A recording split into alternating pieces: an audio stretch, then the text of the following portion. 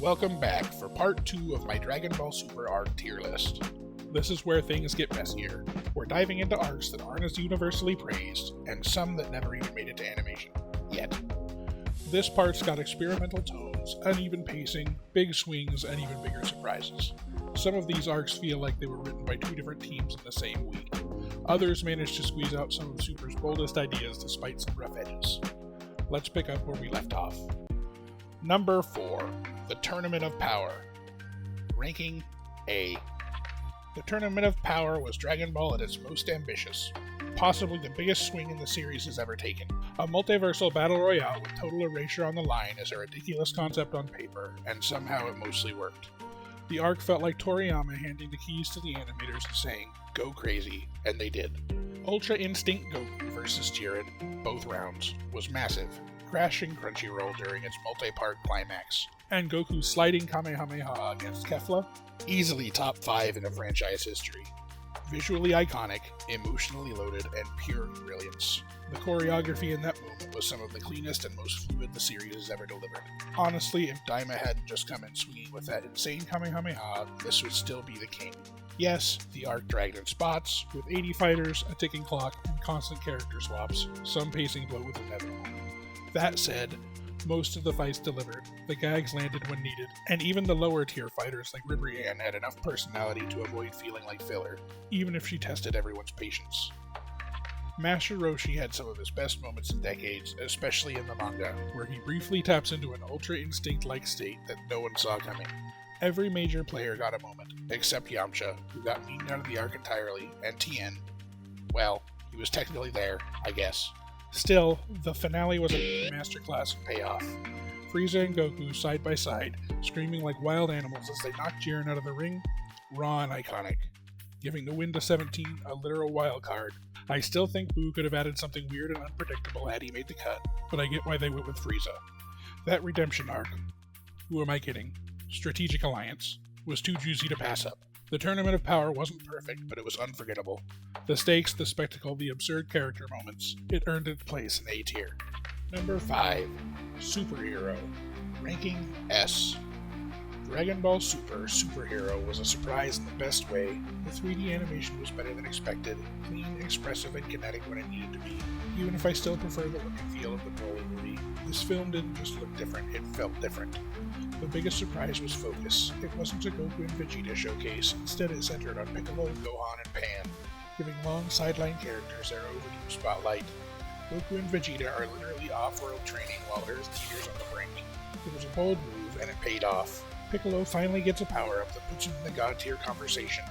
Orange Piccolo is a cool transformation, but it does come pretty much out of nowhere. Still, it's nice to see him catch up and feel relevant again. Gohan's beast form is pure spectacle, towering hair, primal screaming, and that deep Super Saiyan 4 style growl. It's campy, it's ridiculous, and I loved every frame of it. Gamma 2's sacrifice was a rare gut punch for a franchise that doesn't kill often anymore. He was charismatic, clever, and earnest, clearly the standout between the 2 androids. The whole "we thought we were the good guys" angle added some real depth and gave the conflict more emotional weight than expected. Gamma 1 still holds up, but he's the more subdued and less memorable of the 2. Seeing Gohan cut loose again after literal decades of missed potential was cathartic. The final beam clash was visually overwhelming, yeah, but it delivered on the hype it needed to. The pacing was tight, the jokes didn't overstay their welcome, and the movie balanced nostalgia with horror and movement better than anything else since Battle of Gods. Solid 9 out of 10. It lands in S tier because it executed nearly everything it set out to do wonderfully.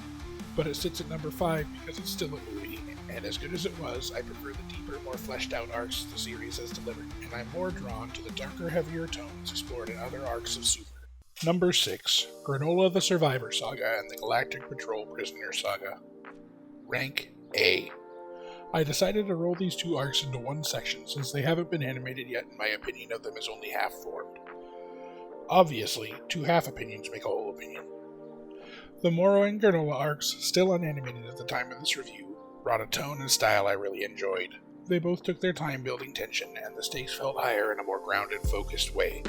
There's a manga-only intimacy to these arcs, and that gives them a room to breathe in a ways the anime often doesn't. Miras was an interesting addition, an angel playing undercover cop in the Galactic Patrol. The idea of an angel quietly bending the rules to help mortals added a subversive wrinkle to the cosmology of the series. His deletion and quick resurrection may have undercut the consequences, but the emotional beats, especially his final stand, still landed. Moro started out strong, an ancient, magic-wielding goat man with a demonic Baphomet-inspired design and a genuinely unsettling aura. He felt mythic at first, but like Cell, he evolved to be less unique. Unlike Cell, it didn't work. The mystique vanished, and the magic absorption angle, initially a great twist, was barely used before it spiraled into yet another energy-sponging final form. Spirit Fission was a rare win, giving Vegeta a skill-based upgrade rooted in technique instead of a raw force. And despite the drop-off, the art gave us one of the wildest visuals in the series. Moro fused with the Earth itself, and Goku towering over the planet as a celestial projection to strike them down. Surreal, imposing, and unforgettable. And there was Gas. Watching him deteriorate mid-fight was one of the darkest moments in all of Super.